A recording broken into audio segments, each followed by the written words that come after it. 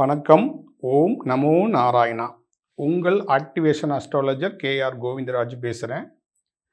சனி வக்கர பெயர்ச்சி மேச ராசிக்கு ஜூலை 26 டிசம்பர் 10 வரையிலும் 4.5 மாத காலங்கள் சனி வக்கர காலம். இந்த வக்கர காலத்தில் சனி மேச ராசிக்கு எந்த மாதிரி ஒரு பலன்களை கொடுக்கும், அதுக்கான பரிகாரங்கள் என்ன அப்படிங்கிறத நம்ம இப்போ பேசுகிறோம். பொதுவாகவே சனி கிரகம்னாவே எல்லாத்துக்குமே ஒரு பயம் வரும். சனி எப்போ வரும்போது பயம் அதிகமாக இருக்குது அப்படின்னு சொன்னால், 7.5 சனி, அஷ்டமத்து சனி, அர்த்தாஷ்டமத்து சனி, இது 3 நம்ம கோச்சாரத்தில் வரும்போது தான் சனியோடைய தாக்கத்தை நம்ம பார்த்து பயப்படுறோம். அப்போ இந்த 4.5 கால மாதங்கள் வக்ரமாகும்போது இந்த மேச ராசிக்கான ஒரு பலன்கள் எப்படி இருக்கும் அப்படிங்கிறது பொது பலனில் நம்ம சொல்கிறோம். சனிங்கிறதே ஒரு ராசியில் சனி நமக்கு பாதிப்பை கொடுக்குதா கொடுக்கலையா அப்படிங்கிறத கோச்சார ரீதியாக நம்ம பேசுகிறோம். ஆனால் நம்மளுடைய ஜாதகத்தில் சனி 3, 6, 11 இந்த மாதிரி இடத்துல இருந்துச்சுன்னா அது யோகமாகவே எடுத்துக்கலாம். யோகத்தை செய்யும் கிரகம் இது ஜாதகத்தில். அப்போ பொதுவாக சனியை பற்றி என்ன சொன்னால், சனி மந்தன். இப்போ மேச ராசி குருப்போட பார்வை இருக்கனால இந்த சனி மேலே குரு பார்வை படுறதுனால அதோடைய தாக்கம் கொஞ்சம் குறையும், வேகம் குறையும். அப்போ நம்ம செய்யக்கூடிய வேலையை தடையாக இருக்குது இல்லைங்களா, அந்த தடை நீங்கி வேலை தொடர்றதுக்கு அந்த குருவுடைய பார்வையினால் மந்தமாக வேலை நடக்கும். இப்போ வேகமாக நடந்துக்கிட்டு இருந்தது இப்போ ஸ்லோவாக நடக்கும். அந்த மாதிரி மேச ராசிக்கு இந்த வக்கர சனி இந்த 4.5 மாதத்துக்கு கொஞ்சம் ரிலீஃப் ஆகுது. அப்போ அந்த குரு பார்வையினால் நல்ல மாற்றங்கள் நடக்கும். பொதுவாக சனியை பற்றி ஏன் பேசுகிறோம் அப்படின்னா, சனி இருக்கிறதுலையே சனி தான் சாபத்துக்குரிய கிரகம். மற்ற கிரகங்கள் தோஷத்துக்குரிய கிரகம். இப்போ செவ்வாய் தோஷம், ராகு கேது தோஷம்லாம் நம்ம சொல்கிறோம். சனிக்கு மட்டும்தான் சாபத்துக்குரிய கிரகம் அப்படின்னு நம்ம சொல்கிறோம். இப்போ ஒரு ஜாதகத்திலேயோ இல்லை கோச்சாரத்திலேயோ பொதுவாக 8, 12, 2 இந்த மாதிரி இடத்துகளில் வரும்போது அந்த கிரகங்கள் தாக்கத்தை கொடுக்கும். இது பொது கருத்து. ஆனால் இதே கிரகம் பிறப்பு ஜாதகத்தில் 3, 6, 12 இருக்கும்போது நமக்கு நல்ல யோகத்தை கொடுக்கும். அப்போ நம்ம வாழ்க்கையில் ஒரு மாற்றத்தை கொடுக்கக்கூடிய காலம் இந்த வக்கர காலத்தில். இடைப்பட்ட காலத்தில் சனி கொஞ்சம் பேக்வேர்டாக போகுது. இப்போ எப்படி நம்ம ஊருக்கு போயிட்டு வர்ற மாதிரி, நம்ம சொந்த ஊர் இருக்குது இல்லைங்களா, அதுக்கு போயிட்டு திரும்ப நம்ம வர்ற மாதிரி தான். அப்போ நமக்கு சொந்த ஊரில் போய் இருக்கும்போது நமக்கு எந்த பாதிப்பும் இருக்காது. அதே நம்ம பிழைக்க வர்ற ஊரில் இருக்கோம்னா வாடகை கொடுக்கணும், சம்பாதிக்கணும் அப்படிங்கிற நிறையா இருக்கும். ஒரு நாள் தங்கினா அதுக்கு உண்டான வருமானம் இருக்கும். இதே சொந்த ஊரில் இருக்காது. இதுதான் நம்ம வக்ர காலத்தில் பெயர்ச்சியில் அந்த ராசிக்கு உண்டான நடைமுறைகள் இந்த கிரகங்கள்னால ஏற்படுறது ஒவ்வொரு ராசிக்கும். அப்போ இந்த சனியை பற்றி நிறைய சொல்லிக்கிட்டே போகலாம். சனி மந்தன், அது மெதுவாக நகரக்கூடிய கிரகம். அப்போ நம்ம அவசரமாக சீக்கிரமாக ஒரு வேலையை செஞ்சாலும் அதை ஸ்லோ பண்ணும்.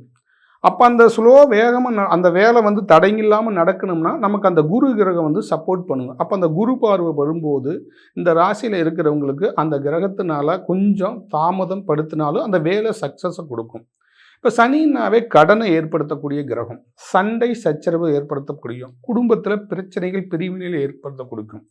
இந்த சொத்து பிரச்சனைகள்லாம் இந்த சனி கிரகத்தினால வர்றதுல செவ்வாய்ங்கிறது மேஷராசிங்கிறது செவ்வாய்க்குரிய கிரகம். அந்த மேச ராசிக்காரங்களுக்கு இந்த இடம் வச்சுருந்தாங்கன்னா அந்த இட சம்மந்தப்பட்ட பிரச்சனைகள் உருவாகிறதுக்கு காரணம் இந்த சனி தான். அப்போ செவ்வாய்க்கு சனிக்கும் ஆகாது. அப்போ நமக்கு இடம் இருக்குது அப்படின்னா அந்த இடம் விற்க மாட்டேங்குது, பிரச்சனையாகவே இருக்குன்னா அங்கே சனி நின்று பிரச்சனையை ஏற்படுத்திடும்.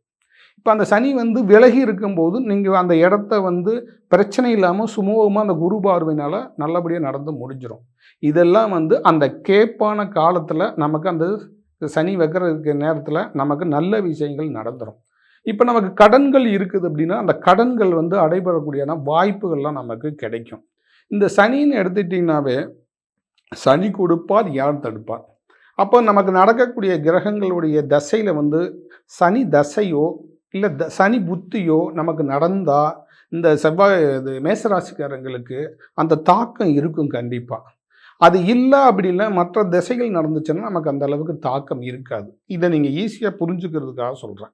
அப்போ அந்த சனி கிரகத்தை ஏன் இவ்வளோ தூரம் சொல்கிறோன்னா, சனி முடக்கம். நம்மளை தொழிலை முடக்கிறது சனி. சாபத்தை இப்போ முன்னோர்கள் சாபம், பித்ருகள் சாபம் அப்படின்னு நம்மளாம் சொல்கிறோம்ல, இந்த சனியால் ஏற்படுறது தான். அப்போ இந்த சாபம் நமக்கு எப்போ ரிலீஸ் பண்ணுறோமோ, சாபம் எப்போ நம்மளை விலகுதோ, அப்போ கிரகங்கள் வந்து நன்மை செய்யலும், சனி நன்மையை கொடுப்பார். இப்போ ஒரு ராசியிலையும் சரி, ஒரு நம்ம ஜாதகத்திலையும் சரி, சனிங்கிற கிரகம் வந்து சாபம் இல்லாமல் எந்த ராசியில் இருக்குதோ, இப்போ 3, 6, 12 வரும்போது, அந்த கோச்சாரத்தில் வரும்போது, அந்த சனிக்கான நமக்கு சாபம் இருந்தால் நிவர்த்தி பண்ணிடணும். அந்த இடத்துக்கு வரும்போது வருமானங்கள் கொடுக்கும். அப்போ அந்த வருமானத்து மூலிமா நமக்கு சாபங்கள் இருக்கான்னு பார்த்து சாபத்தை நிவர்த்தி பண்ணிக்கணும்.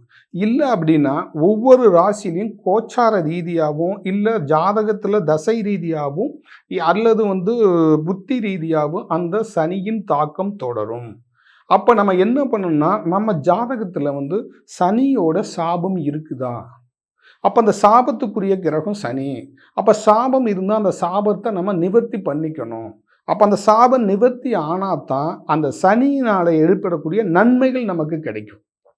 சனி கிரகத்துக்கிட்ட இருந்து நமக்கு நன்மை கிடைக்கணும் அப்படின்னா சாபம் இல்லாமல் இருக்கணும். அப்போ சாபம் இல்லாமல் இருந்தால் சனியால் நமக்கு நன்மை கிடைக்கும். சாபம் இருக்குது அப்படின்னா அந்த சனி கிரகத்தினால 3, 6, 11 இருந்தாலுமே நமக்கு நன்மை கிடைக்காது. இதுதான் சனியோட தொடர்பு. இப்போ சனிங்கிறது தான் உடம்புல நோயை ஏற்படுத்தக்கூடிய கிரகம். சனிங்கிற நோயை ஏற்படுத்துறது மட்டுமல்லாமல் எலும்புக்கு உரிய கிரகமும் நரம்புக்கு உரிய கிரகமும் சனியை குறிக்கும். அப்போ உடம்பு ரீதியாகவும் கடன் ரீதியாகவும் ஒரு சுமையை நம்ம மேலே ஏற்படுத்துது அப்படின்னா அது வந்து சனி கிரகம் தான். அப்போ சனி கிரகத்தை நம்ம எப்படி வழிபட்டால் நமக்கு நன்மை கிடைக்கும், அந்த சாபம் விலகுனா எப்படி நன்மை கொடுக்கும் அப்படின்னா, எப்போ சாபம் விலகுதோ அந்த நிமிஷத்துலேருந்து சனி கிரகத்தோட யோக பலன் நமக்கு ஆரம்பிக்கும். அது எந்த இடத்துல இருந்தாலும் சரி, 3, 6, 11 எந்த இடத்துல இருந்தாலுமே சனியோட சாபம் நிவர்த்தி ஆயிடுச்சு அப்படின்னு சொன்னால் நமக்கு அந்த நிமிஷத்துலேருந்து சனி கிரகத்தினால நமக்கு நன்மை உண்டாகும். இது உண்மை. இது கண்கூடாக நான் நிறைய பார்த்து நம்ம ஆக்டிவேஷன் பண்ணி கொடுத்துருக்கோம். அப்போ நமக்கு ஜாதக ரீதியாக வந்து நம்ம முடக்கங்கள் ஏற்படுதுன்னா, அப்போ நம்ம கடன் வாங்குறது, கடன் அடைக்க முடியாமல் இருக்கிறதெல்லாம் அந்த சனி கிரகத்தினால தான். இந்த சனி கிரகத்தை நம்ம எந்த அளவுக்கு வந்து நம்ம சனி கிரகத்தை வந்து எப்படி கண்டுபிடிக்கிறது? இப்போ நம்ம கோச்சாரத்தில் சொல்லிடுறோம். 2வது ஜாதகத்தில் பார்த்துடுறோம். நமக்கு எந்த மாதிரி சனியால் சாபம் இருக்குது அப்படிங்கிறத வந்து பார்த்து அதுக்கு உண்டான மெட்டீரியலை வச்சு ஆக்டிவேஷன் பண்ணி அந்த சாபத்தை நிவர்த்தி பண்ணும்போது நமக்கு சனியால் நன்மை கிடைக்கும். ஏன்னா சனி கிரகம் வந்து மந்தமான கிரகங்கிறதுனால யோகத்தை வாரி வழங்குறதுக்கு நம்ம 3, 6, 11 இருந்தால் யோகத்தை வாரி வழங்கும். அது முன்னோர்களோட தொடர்புள்ள கிரகம். சாபத்துக்கும் சனி கிரகத்துக்கும் நெருங்கிய தொடர்பு இருக்குது. அப்போ அந்த சாபம் வந்து நமக்கு விலக வச்சாதான் நமக்கு நன்மை நடக்கும்.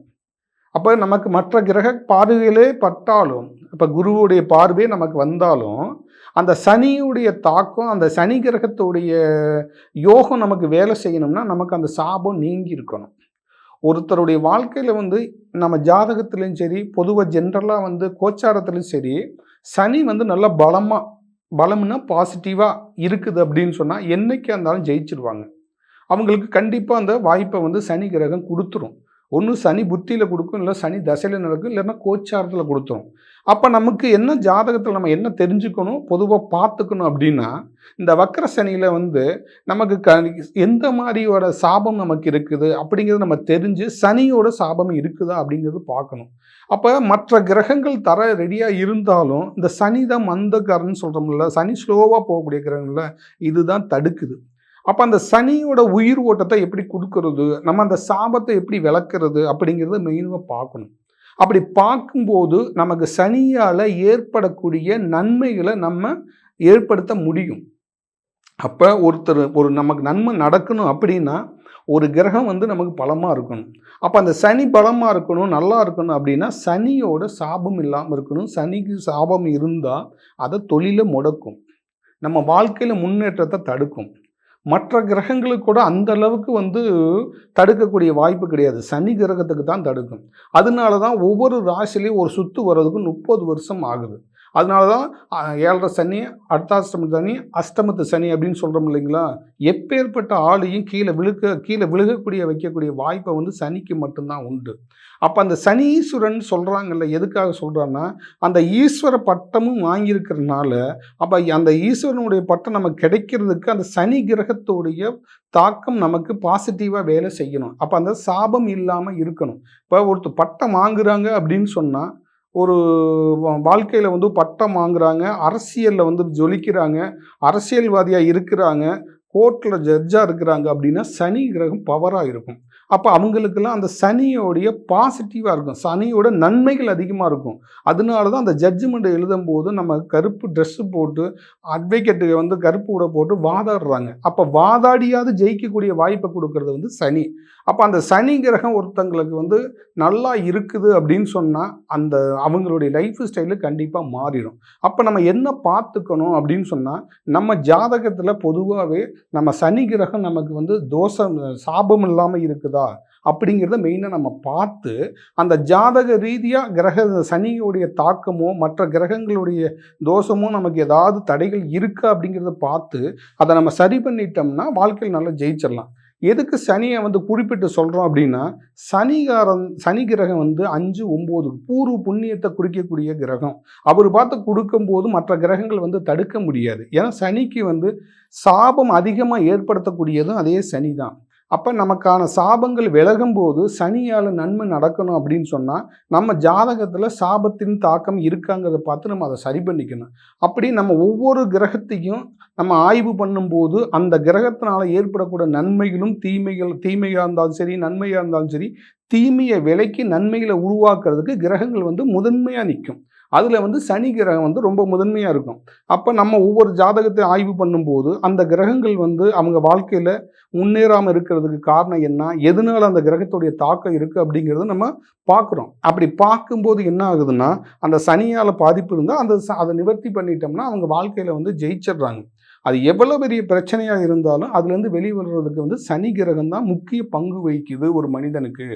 அப்போ கிரகங்களை பற்றி நம்ம சொல்லும்போது, ஒரு ராசியில் இருந்தாலும் சரி, பொதுவாக வந்து ஜாதகத்துலேயும் சரி, இந்த கிரகங்களுடைய அலைவரிசைகள் வந்து எந்த மாதிரி நமக்கு அந்த நல்லது கெட்டதை எப்படி கலந்து கொடுக்குது அப்படிங்கிறது இருக்குது. அப்போ நல்லது கெட்டது 2 இருக்கிற மாதிரி இதே கிரகம் நல்லதையும் செய்யும், இதே சனி கெட்டதையும் செய்யும். அந்த கெட்டதை செய்யாமல் நல்லதை செய்யறதுக்கு தான் நம்ம ஜாதகத்தில் சனி கிரகம் சாபம் இல்லாமல் இருக்கா அப்படின்னு சொல்லி நம்ம பார்த்துக்கணும். அப்படி பார்த்துட்டு அதை சரி பண்ணும்போது நமக்கு சக்ஸஸ் கொடுக்கும். இப்போ இதே மாதிரி நம்ம தொடர்ந்து வந்து இப்போ வக்ர பயிற்சி சொல்கிறோம், அடுத்து ஒவ்வொரு கிரக பயிற்சியை பற்றி சொல்லும்போது அடுத்தது ஒவ்வொரு ராசிகளை பற்றியும் அந்த ராசியில் இருக்கக்கூடிய கிரகங்கள் நமக்கு நன்மை செய்தா தீமை செய்தா அதை எப்படி கண்டுபிடிக்கணுங்கிற பற்றியும் தொடர்ந்து நம்ம லைவில் சொல்லிக்கிட்டே வர்றோம். நேயர்களே பாருங்கள், உங்களுக்கு பிடிச்சிருந்தா லைக் பண்ணுங்கள், ஷேர் பண்ணுங்கள். அடுத்த வீடியோவில் சந்திப்போம். நன்றி நேயர்களே, வணக்கம்.